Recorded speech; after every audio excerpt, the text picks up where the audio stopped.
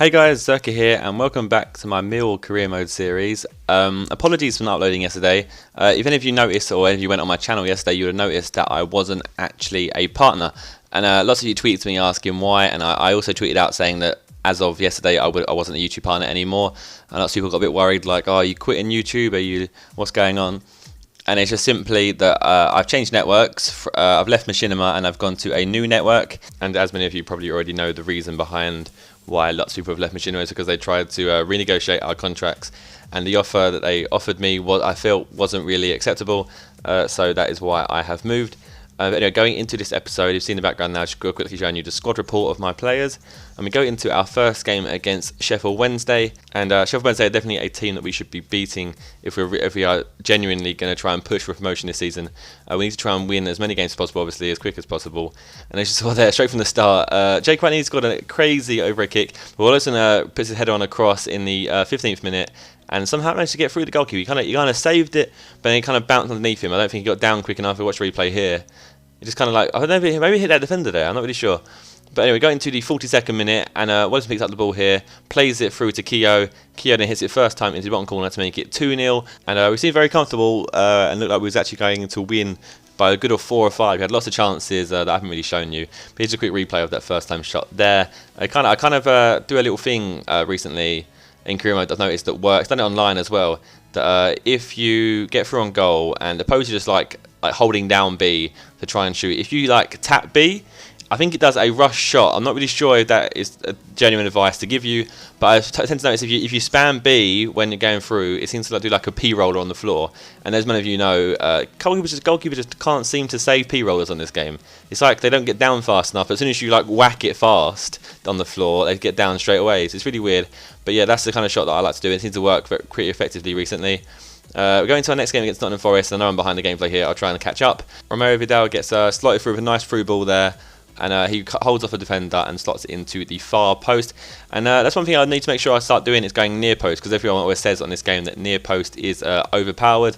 And I always seem to be a person who goes across the goal all the time, and that's probably a reason why a lot of my shots are saved, and why I tend to have, in my games, have a lot of shots and not as many goals. So my shots to goals ratio isn't very good. But we go into the second half there, and Wallace manages to score to make it 2-0. To watch the replay here, turns defender, and he kind of gets lucky with a bobble. Like, the defender tackles him, but it bounces it back to him and puts him straight on path to score.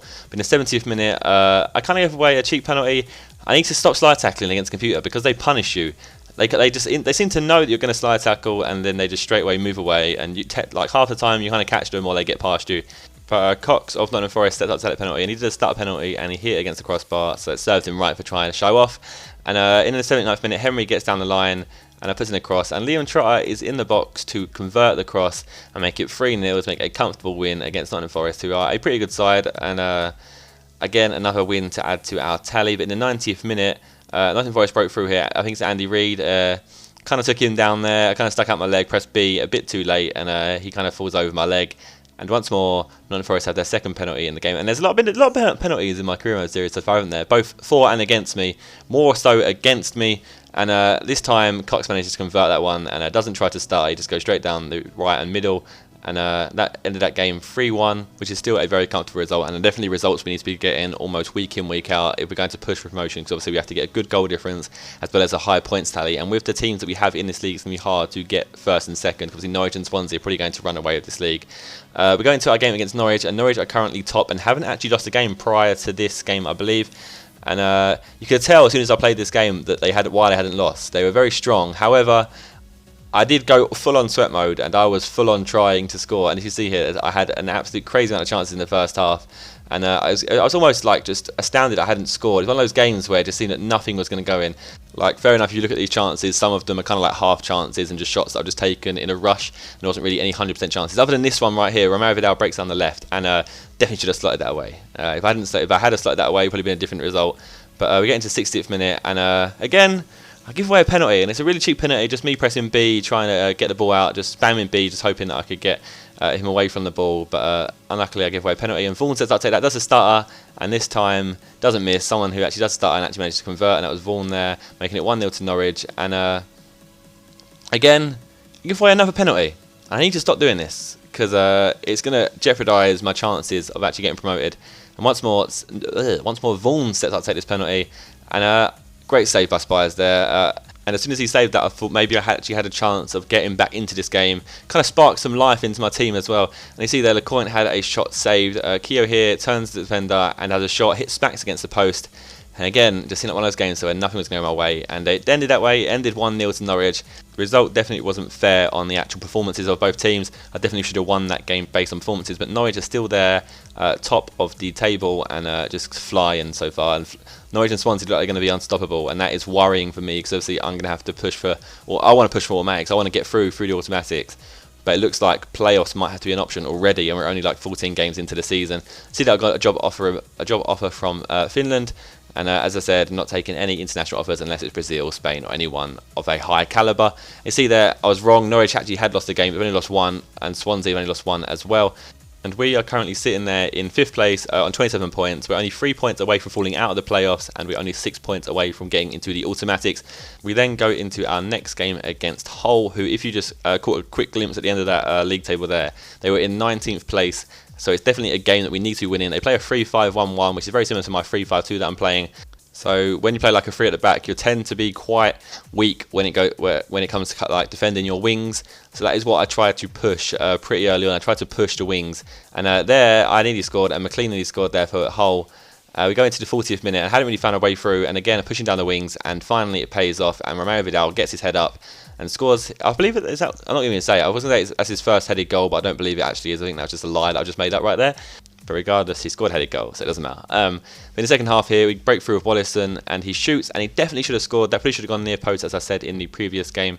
Edwards has a shot here, but it is saved. I definitely should have got closer to the goal before shooting. That's something that a lot of you guys have picked up on, that I shoot from too far out.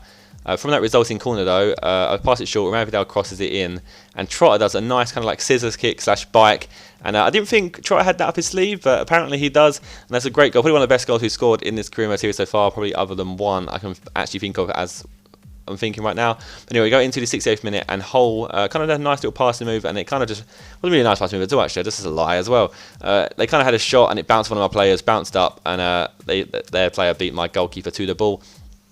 And here's something that I always never show it in these series, but I'm showing that I'll do a triple sub. I do this at every game about the 70th minute, between the 65th and 70th minute, just to make sure that my players don't get too unfit. Because a lot of you guys say that a lot of my players get injured due to fitness, which isn't the case. Tends to be that I never play anyone unless they have a dark green fitness. If they have a light green, it's rare that I will play them. If I do play them, it's probably because I haven't got a good enough replacement for them, or I think it's too big of a game for them to be replaced by someone who's not as good as them.